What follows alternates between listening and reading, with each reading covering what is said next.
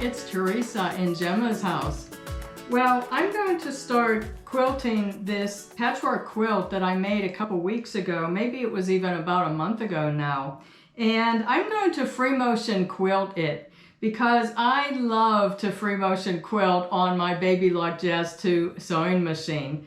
So I don't want to spend any money on this. This was already made from mostly scraps and fabrics and remnants that I had bought years ago. And I just had to buy a little bit of this cotton fabric for the final border. And it didn't cost me much at all because of course I got it on sale. So I want to use a batting material and backing fabric that I already have on hand, something from my stash or from some bedding items that I don't use anymore. I do that a lot because I don't like for things to go to waste, and I like to reuse things I already have. So I wanted to show you my table setup here. This is a new table I had bought for $2 at a thrift store. And I had to sand off the dirt and grease with Dawn dishwashing detergent, which is a good degreaser, and just a kitchen scrubby sponge. I didn't use sandpaper yet. And this is low priority for me to refinish this top. I just bought it to be a utility table to cut fabrics and also to support the quilts when I'm quilting the quilt on my machine. Okay, so I went through my fabric stash and also through my bedding, and I found this polyester blanket that I haven't used in so long, because now that I have all these quilts, I find that I don't have a need for blankets anymore. So I'll use this. This is 88 by 88. I'll take this trim off, of course. My quilt ended up being 98 by 98 inches. So I'll center the blanket in the middle of the quilt as the batting, and then I'll have a 10-inch gap, 5 inches all the way around the quilt. But I always saved the remnants of the batting that I bought for other quilts that I made in the last couple years.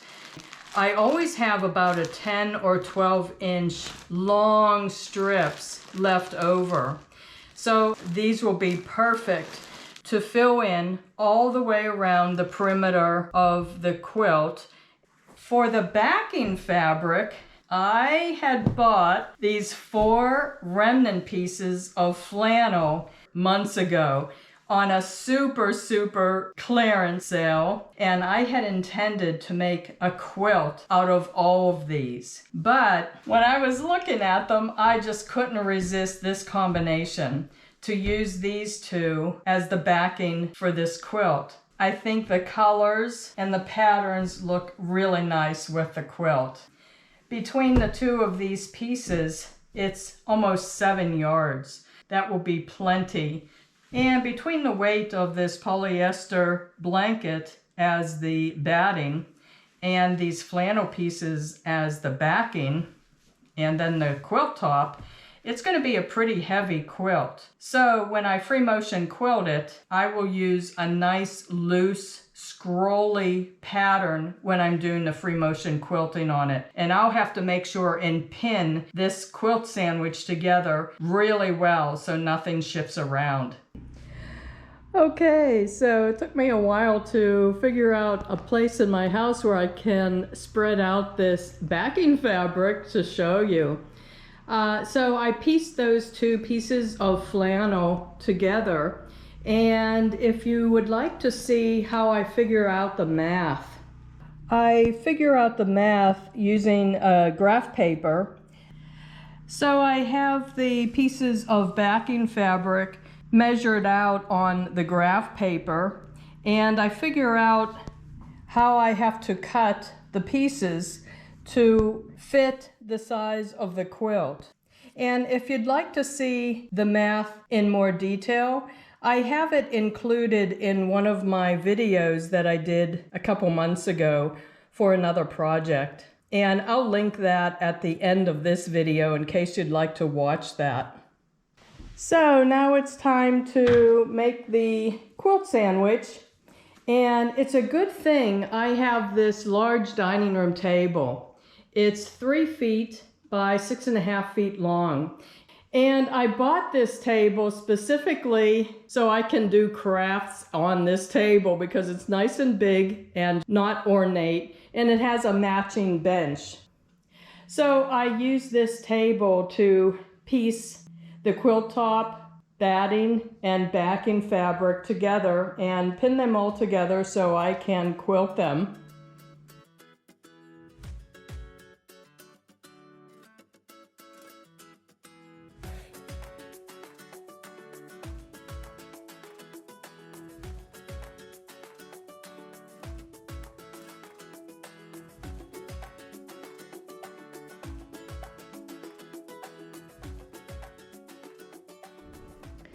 Okay, so I have the quilt sandwich together.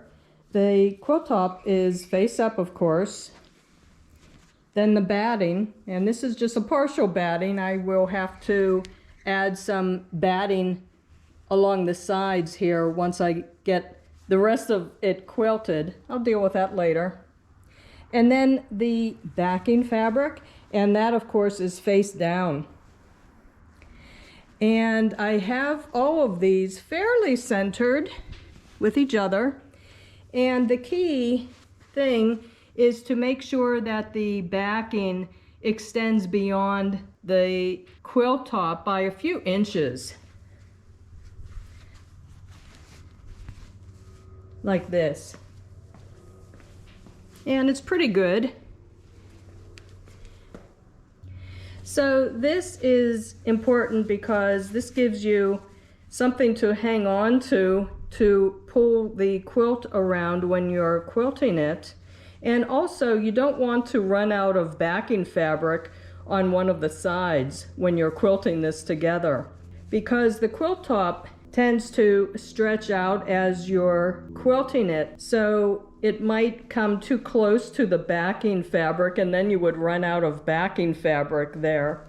So I always cut the backing fabric a few inches bigger than the quilt top on all sides. So as I'm pinning this together, I'm using my curved quilting pins. I got these on Amazon. And I start in the middle of the quilt pretty much and go along a couple of the rows all the way across, and then start extending out to the side. And for this size quilt, I'm spacing the quilting pins about every 6 inches or so. And I make sure to insert the quilt pin so that the fabric almost completely covers the bottom of the quilt pin. Do you see what I mean? So it really holds the fabric together.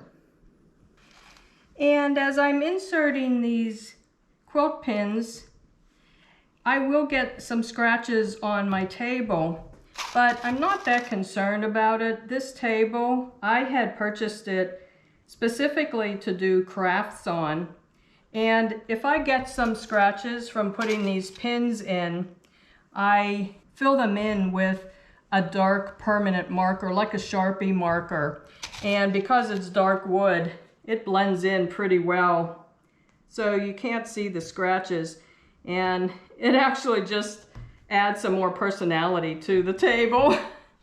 But if you have a nice tabletop that you don't want to get scratched, you can put a large cutting mat underneath this quilt sandwich before you start putting the pins in. Okay, so now I'm at the end of the quilt, and this is where that blanket ends for the batting. So what I'm going to do is just pin up to that point, and then I will quilt up to that point, and then it will be much easier to maneuver this quilt sandwich around. I'll put it back on the table, and cut long pieces of the cotton batting that I have to fit in this area, and then I'll just pin that together then, and then just quilt the rest all the way around the quilt. And also, I ran out of pins. I have about 7 pins left. So I just slid the quilt up along the table so I can smooth out these corners. And I'm just going to put a few pins in each of the 4 corners just to keep these layers together, so that when I'm quilting the rest of the quilt that I have pinned, these won't get in the way and they won't be folding up under where I'm quilting or anything. Okay, I'm looking through my threads to see which thread color I should use in the bobbin, because that's what will appear on the backing fabric, because I'm going to quilt it from the front. And the top thread, I will just use this off-white thread. I have a lot of this thread. It was in my serger, so I have a lot of these larger spools. So I'll just use this for the top. For the bobbin thread, these 2 darker blues, they disappear pretty much on this fabric. I also have this lighter blue, and you can see it a little bit. I'm not opposed to that at all. It almost disappears on this lighter blue of the backing. But one other consideration I have to make is that if I use these darker blues for the bobbin thread, you won't see the free motion quilting lines almost at all on this darker blue. But on the front, as it interlocks with the top thread, you might see tiny dots of the darker blue on the free motion quilting lines on the top of the quilt. I don't know, I might just go with this medium dark blue, because I do have a lot of this thread from my serger. As it interlocks with the off-white thread for the free motion quilting lines on the top of the quilt, I still don't think it's going to be that noticeable. I can try it out in a section and see what I think. And then I can just change the bobbin thread color if I want to make a change. Okay, so the threads I decided to use, I'll use this for the top thread for this area of the patchwork. And when I get to this area for the top thread, I'll use this. So it disappears. And for the bobbin thread, I'll use this medium dark blue for this area. And when I get to this area, I'll change the bobbin thread to this lighter blue. I'm going to try that. I haven't done that on any of my previous quilts before. Okay, so I'm ready to start free motion quilting the quilt now, and I'm just going to show you the settings that I put on my machine when I'm free motion quilting. And again, this is the Baby Lock Jazz 2. So first of all, when you're free motion quilting, you have to drop the feed dogs, and that setting is in the back of the machine right here. This icon means that the feed dogs are up. Those little triangles represent the feed dogs. So on this setting, the feed dogs are up, and that's for regular sewing. And these are the feed dogs in here, those metal things that go back and forth to push the fabric along under the needle. For free motion quilting, we want the feed dogs to be below the sewing surface. So again, these triangles represent the feed dogs, and that line represents the sewing surface. So let's push the setting over there, and now the feed dogs are disengaged. Do you see they are below the sewing surface now? So that's the first thing you have to do when you're free motion quilting. Since the feed dogs are disengaged, it really doesn't matter what you have your stitch setting on because the machine is not pushing the fabric along under the needle. But you know what? I always set it to 0 anyway. So this is the needle setting. It's in the center. This is the tension. I always leave it on 4. And I did have tension problems originally with this Baby Lock Jazz 2 machine. And it took a couple trips to my sewing machine repair guy, and he fixed the tension problems. So for regular sewing and for free motion quilting, I leave it on 4, and I haven't had any problems since he fixed it.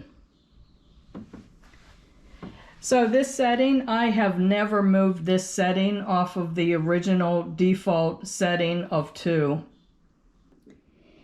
And someplace where I was reading, I don't remember where, someone mentioned that for free motion quilting, it's a good idea to have a large number needle in there so the thread passes through the hole very easily.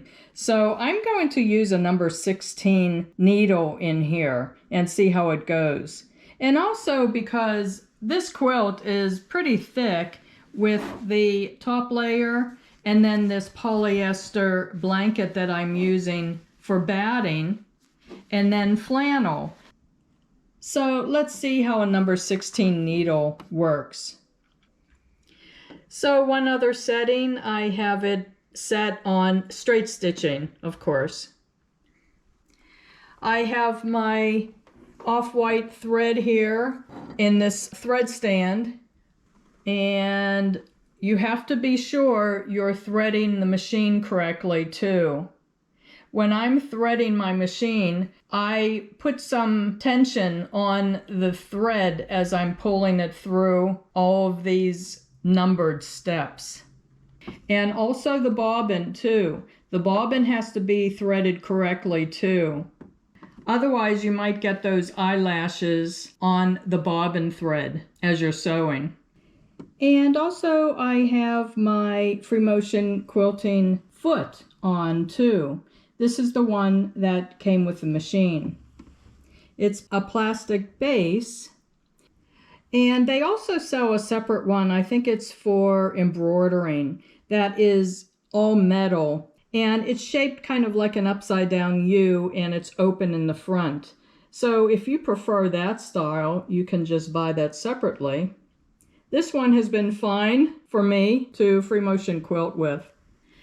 A couple other things I always use when I'm free motion quilting is a pair of tweezers, because when you start free motion quilting, you have to put the needle down into the fabric and pull up the bobbin thread to the top surface, and I use the tweezers to pull the bobbin thread out. And then you hold the top thread and the bobbin thread together. You put tension on them as you're starting to sew. And then I have my quilting gloves, and you can see I've used these a lot. And when they're new, they have nice white tips. But these are well-worn gloves. They're kind of rubbery on the ends, and when you have them on and moving the fabric around under the needle, it prevents your hands from slipping on the fabric. I would not be able to quilt without these. And I don't know if you noticed, but I changed the position of my sewing tables. I decided to put them over here. It made the room feel larger.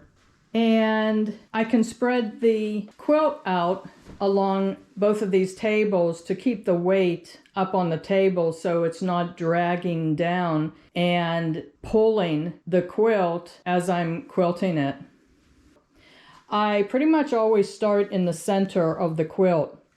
And I'm not really going to follow a straight line up or over, but I am very aware as I start to free motion quilt, I might go kind of around in circles, but I always want to be radiating from the center of the quilt outward. And I want to stop quilting around this area here before I get to this blue border, because with the dark blue bobbin thread I don't want to go beyond this area here.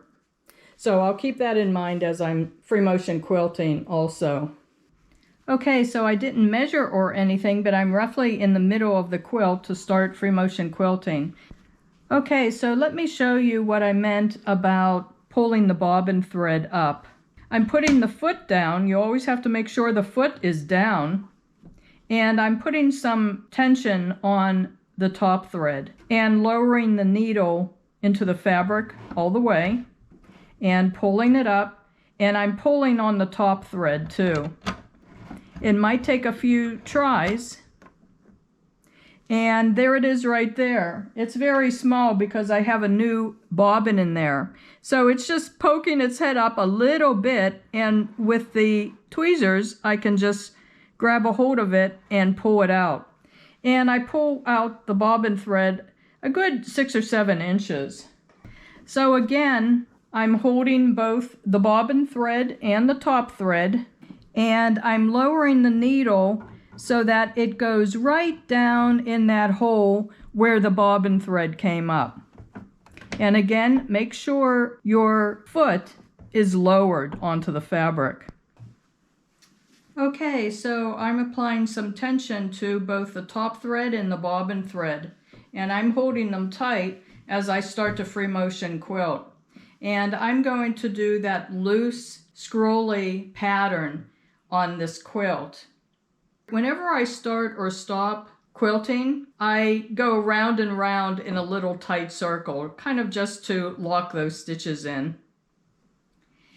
And I want to spread the fabric out and hold it out flat as I'm quilting. And I have to keep doing this on the entire quilt.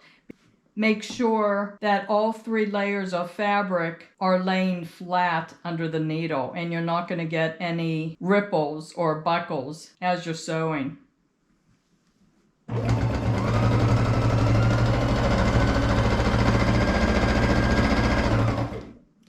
So after a few inches of quilting, I stop, make sure the needle is down in the fabric, and I go back and cut those 2 threads. And you have to watch out for your pins too. You don't want to be sewing over the pins.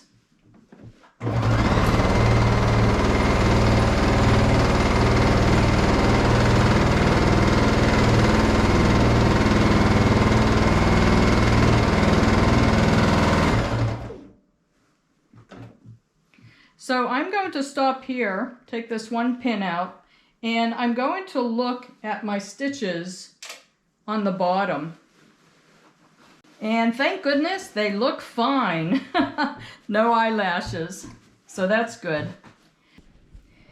And from my experience, I do put a lot of pressure on the foot pedal so that the machine is going very fast, but my hand motions aren't as fast because I don't want my stitches to be real long. They just don't look right.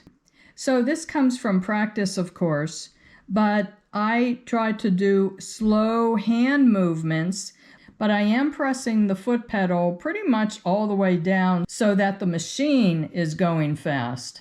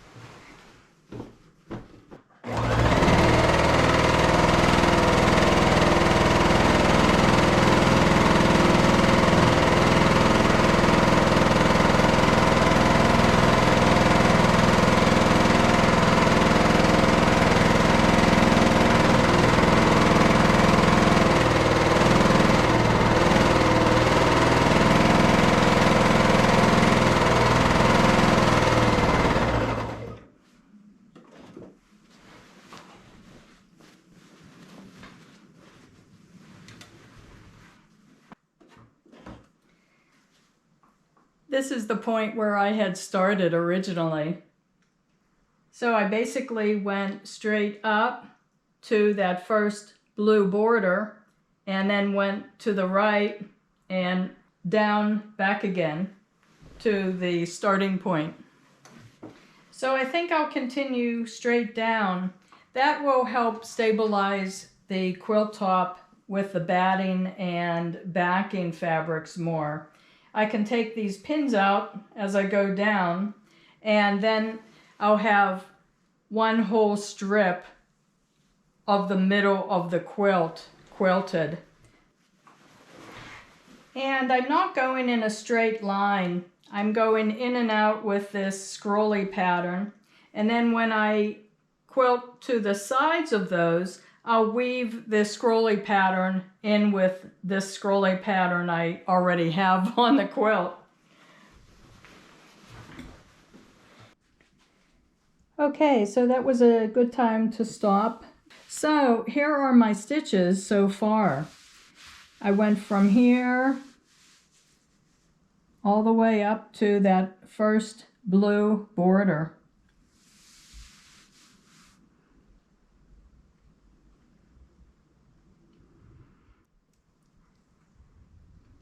As I'm looking at them, I like the consistency of the stitches, and I can see just tiny dots here and there of the blue bobbin thread. It's almost unnoticeable, actually. So that didn't seem to be much of a concern after all. On the back, that blue thread is just kind of disappearing on this blue part of the backing. So this is a good place for me to stop, and I will continue free motion quilting this quilt until it's finished, and I'll show you it in a future video. And if you want to see more details of free motion quilting on the Baby Lock Jazz 2, I made another video, and I'll link it to the end of this video in case you'd like to check out those details. It does show more video of me free motion quilting because my table and camera were at different angles, and I was able to get more close-up of the free motion quilting. So I hope this was helpful, and please leave a comment. And if you have any questions, I'll be sure to get back to you. Can I also ask you to check my main Gemma's House channel page, because I do a lot of projects besides quilting, and you might find another video that you're interested in watching. So thanks again for watching. Bye-bye.